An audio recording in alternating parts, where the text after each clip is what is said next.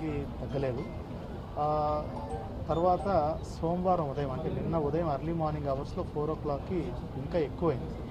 Almost ఒక 10-12 మందికి ఈ డయేరియా ఎక్కువ అవడంతో సుమారుగా నిన్న ఉదయం అరౌండ్ 9 o'clock 10 o'clock ప్రాంతంలో ఒకళ్ళు ఆల్రెడీ అక్కడ చనిపోతే వాళ్ళని ఇక్కడ తీసుకొచ్చిన తర్వాత బ్రాడ్ డెడ్ అని మన డాక్టర్స్ చెప్తున్నారు.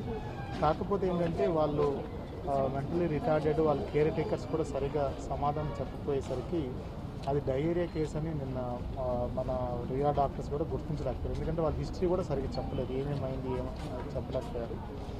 సబ్సిక్వెంట్గా మనకి ఇవాళ మార్నింగ్ రియా నుంచి ఇలాగా ఎక్కువ కేసులు అడ్మిట్ అవుతున్నాయని చెప్పడంతో ఇమీడియట్గా మొత్తం జిల్లా యంత్రాంగం అంతా అలర్ట్ అయ్యి ఆర్డీఓ గారు, డిఎంహెచ్ఓ గారు కూడా అక్కడికి ఎన్జిఓకి వెళ్ళడం జరిగింది. మిగతా వాళ్ళందరినీ కూడా ఎవరైతే వాంతులు విరోచనాలు ఉన్నాయో వాళ్ళందరినీ గుర్తించి మనం ఇమీడియట్గా అందరినీ రుయాకి షిఫ్ట్ చేయడం జరిగింది.